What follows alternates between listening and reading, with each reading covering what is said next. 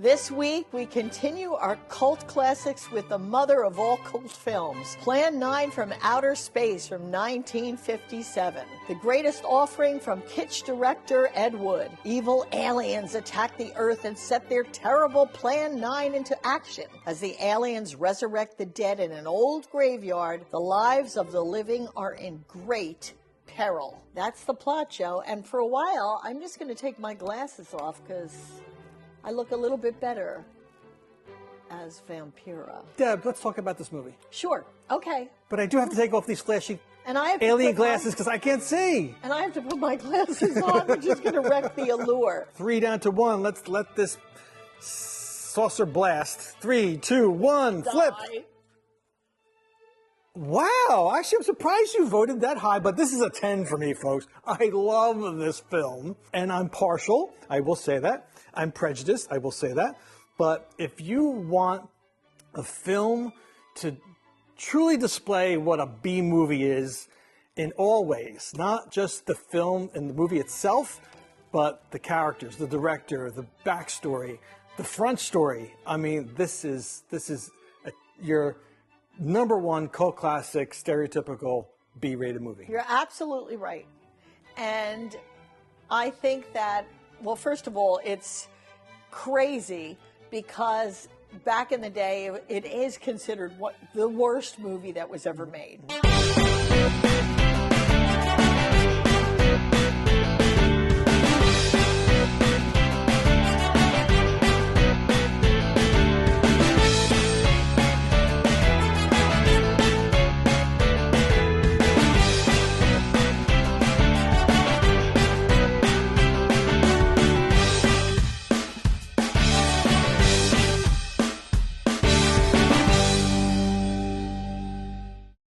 This looks really good. Do you want to talk about your drink? Sure. This is the Flying Saucer Fizz. It's got the 1950s vibe, like the gin fizz. It's sort of a version of that with a little bit of gin, a little bit of grenadine, lemon lime soda, some seltzer. To add it off, Deb, grab your cherry, because only Ed Wood and Plan 9 would come up with crazy ways to drink this drink. Do we have a mason jar? And we're going to improvise a flying saucer crashing as we drop the cherry in. Ready? 1, 2, 3, 2. Wow. Let's taste. Ooh. I like this one too. I don't have... I'm 3 for 3, folks. This is not good. This isn't good because I'm liking all these drinks. I love this drink. They're all good, and that's the problem because we film back-to-back episodes of our series. I'm getting a little bit crazy. This is the perfect imperfect film. It is. In all ways, because what's set out to be, the intention set out to be a great film, a great B-rated film, because if you look at the backstory, you're talking about a period of time when the 50s, crazy, sci-fi, saucers, aliens, you got people in gorilla outfits with helmets on, and just this craziness of the 50s, black and white. But there were really good 50s sci-fi and horror movies too. And the intention was to be on that level, to hit a blockbuster. And this just missed it on so many levels, but because it missed it on so many levels, it became, and it is, a cult classic. It is, and everybody made fun of it, and if we were critics back in the day, we would have killed this thing. But now it's so charming, and it's so memorable, and there's so many characters in it that are so iconic. And it's kitschy, too. So, like, when you don't think of it now because we have all these different technologies to make things look real. Yeah, but they don't look Ed real. Wood, the director, filmmaker, screenwriter, he's trying to basically use chewing gum and scotch tape to make sets and to make a movie. So he's using, lights, like, large stage lighting to make it look like the aliens are coming and they're invading. So every time the light went, all the actors like, oh, wait a minute. Okay, I guess that's when an alien ship flies overboard. You're going to just like drop to the ground. The thing about this is a riot. There are scenes where it's broad daylight and it's like been 5 minutes and then it's jet dark. And it's like he didn't think about time or lighting or anything. And I'm going to let you talk about Ed Wood because you like him so much when you researched it. He had so much enthusiasm that it's an amazing thing that he did pull this thing off with very few dollars. Again, the whole premise is the Earth is being invaded by the aliens. But the aliens look like humans. I know. Badly dressed humans. And it's always, with great speeches. And it's always like the spaceship has dials and stupid things that like somebody had in their garage, and they had a ham radio, and they said, well, let's do this, and it's got this light and this dial. Yeah, like the head alien, he had all these contraptions on a table that looked like a folding table that you could have got at Costco or something. But on it was like one of those construction lights. Yeah. But it was like taped up to make it look kind of different. So they took everything they could have, mixing it together. They took one of those, I don't know what you call them, but there's two wires that come up and the Jacob's ladder. Yeah, the little lights that go. That's a Jacob's ladder. Yeah. I'm like, how silly is this? And everyone's trying to pretend. I mean, these actors were serious. Even though some of them were better than others, they really took their roles seriously. The ghouls back then, of course, they weren't zombies, because we didn't get into zombies until Night of the Living Dead. Well, they were the undead coming up to help the aliens, like, destroy the Earthlings. But they did nothing but walk around in the graveyard. Yeah. Well, let's start with one of my favorite people. Well, why don't you start on Vampira? Well, I'm going to do Vampira. And she modeled herself after Theda Bara, which is the silent film star that was such a big deal. Okay. And she was paid only $200 to be in the movie. Mm-hmm. And she was known because she had, and don't look at me, she had the skinniest waist in the world. Oh, my God. And she had this, the top of her Literally was a like triangle and then down. And she had these big hands with long nails. Mm-hmm. And she was Elvira was influenced by Vampira. Matter of fact, she sued her, Vampira sued Elvira many years later because she claimed that Elvira stole Vampira's idea. Right. Unfortunately, she didn't win. Right. But yeah, that was the premise for Elvira. And the reason that she did it, not only for the $200, and they were all kind of friends with Ed Wood, was the fact that she had no lines, no dialogue. And she thought the script was so stupid that she didn't want to say any dialogue in it. So she just did her walking around craziness. Yeah, she was mad. She actually didn't like Ed Wood's script. But it made her famous forever. Forever. But she was also fired at the time. She lost her job. She was on TV introducing horror movies. She lost her gig. And so Ed Wood took that as an opportunity, the director, the filmmaker, an opportunity to get her to be on the film. Because one of the things about Ed Wood is that he tried to get notable people to be in his film, like Bela Lugosi. Yeah. When you see the film, and poor Bela Lugosi, I thought had a very tragic career. Sad. He actually... People have said that he died during making this movie, but he actually did not. He died before this movie. And Ed Wood loved him so much that he wanted to write a script kind of around him. So he had his dentist do parts of the movie, and that's where it came with the cape and everything that Abbott and Costello made fun of with Dracula, because they didn't want to show his face. And if you see the person running around the graveyard with the cape, you can tell it's a much younger person. Right. And they have Bela Lugosi exiting Tor Johnson, who's another actor in this, his house, which is very modest. These actors that went from the glamorous 40s and transcended to the time of the 50s and 60s, they were really hard on their luck. Right. So they lived in little modest places. There was nothing for them to do. Right. So they jumped with Ed Wood, and Ed Wood put Bela Lugosi in, and you could see the difference if you look at a still of Dracula, who was glamorous, and I thought he was a beautiful person, to little Bela Lugosi, who's a little shrunken thing. And Bela Lugosi was very sickly because he was a morphine addict. If you think back then, too, it wasn't because he was really getting hooked on morphine. That was what was prescribed to him. Right. And people because of his pain. And they didn't know the Well, cocaine was in Coca-Cola back then, back in the early days, and people didn't know. But the irony of that film, Plan 9, is that Bela was dead before, as you mentioned. I know. And these clips were old clips that Ed Wood had. Now, Ed Wood hooked up with Bela before. Actually, one of the first films that Ed Wood did with Bela was Glen or Glenda. I've changed my sex or something like that. Had it sex change or something like that? It paralleled Ed Wood's life because Ed Wood loved to dress up like a girl. And even when he was in World War II, he wore bra and panties underneath his uniform. And he had this fixation on Angora sweaters. So in Glen or Glenda, he's walking the streets in high heels a lot. And he's got an Angora little sweater on. and looking at the dresses in the window. It's great Right. if you can get a copy of it. But the fascinating part of it is that if it wasn't for Ed Wood hooking up with Meeting, Bela Lugosi early on, Bela would never have been in this movie. Correct. It was only for the fact that he appeared in his other movies and just happened to be taking these extra B-roll clips of Bela.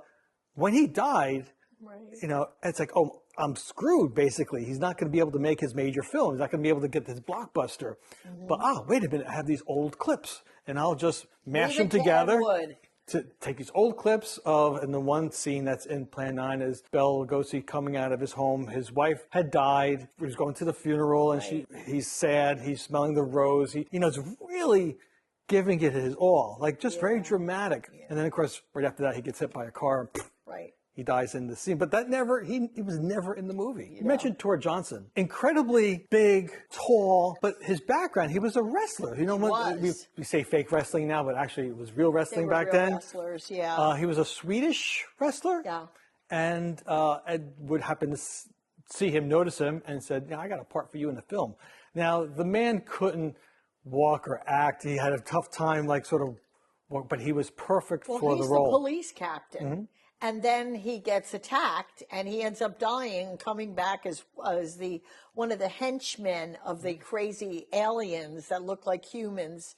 That are, you only see really 3 of them up there. And there's one classic scene where he's in the grave. He's rising from the dead, and in real life, he couldn't get out of the grave. He's trying to get out of this makeshift grave. Big guy. And it's like, go and help him. Like wrangling him up, Criswell, the narrator. Oh, I love that. He was this kind of phony baloney predictor, fortune teller. That there was a craze of, you know, these type of people, and people thought he could predict the future. And as we know now, he was basically lying his way through, but it was a gimmick. And that's what his feeling was. Entertain people, lie, they're not going to know. William Castle would do that. He'd come before and he'd say, like, you know, when the clock stops, don't tell anybody, there's a nurse in the lobby. If they came back and they did that in films now, Joe, they'd be such a hit if they did it at a little boutique theater. You know who I'm dressed up as? Oh, yes. The leader up in the spaceship. Actually, I'm not the leader. You're who are you? I am. Oh. I am Eros. Eros goes to the pilot, and he says, "You're stupid minds, stupid. So I had to look him up because he really, the guy's almost like a Shakespearean actor, but he really wasn't. He was a radio announcer who just really went over that line. And I got hooked into this character, into him. Because I'm looking him up and like his name is Dudley Manlove. Dudley Manlove. I'm like, no, that's got to be like an actor name. And I'm researching it. No, that's a Dudley Deveray Manlove. So I had to be Eros. Well, Ed Wood, filmmaker, screenwriter, he wrote this interesting story behind this. Again, this is a man who's desperately trying to be like Orson Welles. Aww. He idolized Orson Welles for his movie Citizen Kane and wanted to be like him, this famous actor, but he just couldn't make it. But he tried every single time when he put a movie out to raise the funds for this. And in this case, with Plan 9 from Outer Space, he got $60,000 from a church, from the pastor at a church, because the church was looking for someone to film some biblical series for the church. And Ed Wood convinced them, because Ed Wood was the type of person who could just convince you to buy the Brooklyn Bridge. Yeah, he was so enthusiastic. He made everybody just jump on board, you know. And because of that, he was able to convince them to give him the $60,000. And because of it, he was able to pull these people together. Now, prior to that, like you mentioned or we talked about earlier, Glenn or Glenda, he had a difficult time getting money for that. Matter of fact, the studio at the time, a distribution company, was trying to have a movie about sex change, and that was a time period where there was the first sex change publicized. You know what he was influenced by? Christine Jorgensen. Right. And I remember that as a child, too. I never thought about it. We never thought about stuff like that. Right. It's just like part of it. And I didn't know that it was a sex change thing. I thought it was just like an old guy that dressed up and wore like a fop, you know, like a dandy. I never thought of it in any sexual nature. Right. And they wanted to make a movie out of this. Right. Well, really a B-rated movie, because as you find out, they really just want to just chug along these crazy movies, and they thought, this is a crazy story, so why not? And Ed Wood made the pitch, but unfortunately, he just you know, it came out, it was a disaster, and he couldn't get money. And again, he was losing his credibility, and the only way he was able to get the $60,000 was to pitch to the church, I'll do your films if you do this one film, because this film is going to make money. It's like investing in, you know, a stock. You're going to give me $60,000, and you'll make a lot more to do whatever you need to do. In order to do it, though, he had to get his entire cast baptized. Oh, that's right. That's hysterical. So that was like the give. Like, okay, we'll give you the 60, but you got to be members of the church. Otherwise, we can't give to people outside the church. Got baptized. So they got this big pool because Tor Johnson is huge. Yes. He couldn't fit in a regular baptismal. Right. He could bend over backwards to get his, you know, like put him down in the river and pick him back up again. I mean, you can just imagine this cast of characters, this company of the times cast. were so great because nothing like that could happen now, and it's so colorful and wild. So the original title was Grave Robbers from Outer Space, but the church didn't like that. Ooh. So that's what made them change. And as they were going through the film, and as the members of the church were watching the production of it, like, call it Plan 9. And like that's the Plan 9 from Outer Space. Another thing about Tor Johnson too, it's one of the most popular Halloween masks there is. So if you go to Spirit and you look on the thing and you watch this movie, you'll see Tor Johnson's face up there because he was like scary looking. You know, we talked about the movie. It was a bomb. It didn't go anywhere. Right. And it's unfortunate because Ed Wood, after failure after failure of his movies, financially, he just, with alcohol, with drugs, he actually ended up directing porn movies, so soft porn, real porn movies. Get out. He did. You didn't know that? No. Oh, get the hell out of here. Because I never delve into the porn world like a friend of mine who does look at the... Unfortunately, he died. Yeah. He got married twice, and his second wife, who I found was fascinating, also knew that he was a cross-dresser. That he was, they let him use their clothes even. Right. And she was kind of accepting of that. The first wife didn't accept it in the beginning. If you watch Glenn or Glenda, you'll find out. But in this movie and then beyond, he stayed with her through his whole traumatic life. He dies, but then several years later in 1980, the Golden Turkey Award was given to the worst director ever, Ed Wood. Aww. And because of this publication, all of a sudden people are like, okay, who's this guy? Who, you know, and again, you got VHS tapes. Correct. It's starting to come out. And it's on Turner Classic Movies a lot. They put it on a lot, especially Halloween time. So because of his death, because of his notoriety as being the worst, and because of VHS tapes, he becomes this incredible, like, cult classic filmmaker. Yeah, exactly. And there's one line in the movie that's hysterical, and you might know that. They make a lot of the lines in it make no sense, and they're hilarious. And Criswell says, future events such as these will affect you in the future. And remember, my friend, future events such as these will affect you in the future. Well, of course, Of course it is. You know? So it's like stuff like that. But you don't even really hear it in a way. You're just watching it until you listen to, and then you realize how crazy the script is. So if you had to be critical of this movie, what would you criticize? I don't want to be critical because you got to look at it from the cult status, and you got to look at it as what it does, how it makes you feel. It's wonderful. But if you look at it in a film sense, it has an incoherent plot. The lighting to dark, the dark to light, that is something where they didn't pay any attention to it. The special effects or what Ed Wood could find in his garage or whatever. And the acting is very awkward. The only one who really acts and not over the top is the pilot guy, because he was on TV shows like, what was Clint Eastwood's TV show? Rawhide? He was on stuff like that, you know, and he had been in different things. And with that, I have a question for you to see your knowledge of Plan 9. Yeah. I don't know if anyone can answer this question. I probably So it can't. might be something that the audience wants to I've been batting investigate. 0 lately. So here's my thing for you, Deb. Yes. Plan 9 from Outer Space. Is it copyrighted or is it public domain? I say public domain. Okay, well, research shows that it's public domain. However, there were attempts to copyright it. Of course, when? In the 80s, when all of a sudden everyone's getting attention and all of a sudden it's on VHS. Yeah. Matter of fact, there was legal battles between different studios, distribution companies, but one in particular was the first wife of Ed Wood sued the second wife because technically she would have been the recipient of the estate, the second wife. That's true. And she was married to, the first wife was married to him when he made it. Right. So there was a huge legal battle between the first wife and the second wife, but at the end of the day, the scholars that are out there, the researchers say that it's public domain. Right, and it's like the same thing with Bram Stoker's Dracula. The wife came forward. It's like the people that are the progeny or the spouse will come forward because Ed Wood was in his grave and he's not going to be resurrected like Tor Johnson. So for the audience, let me test your knowledge of B movies. Now, this was your quintessential B, probably the number one if you want to put one on the top of the list. What would be your B movie? The B movie that, you know, kind of maybe stunk when it came out, box office flop, but is now a cult classic. Who are some of your favorites? Comment below and we'll give you our thoughts. All right, well, my watch list is all B horror films for your camp viewing pleasure.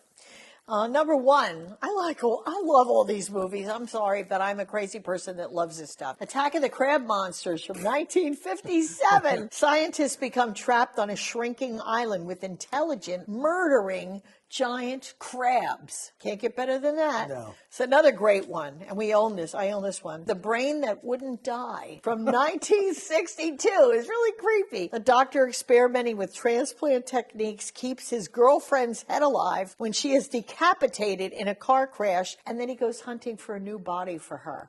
It's great because these things, that's what it's like in a room.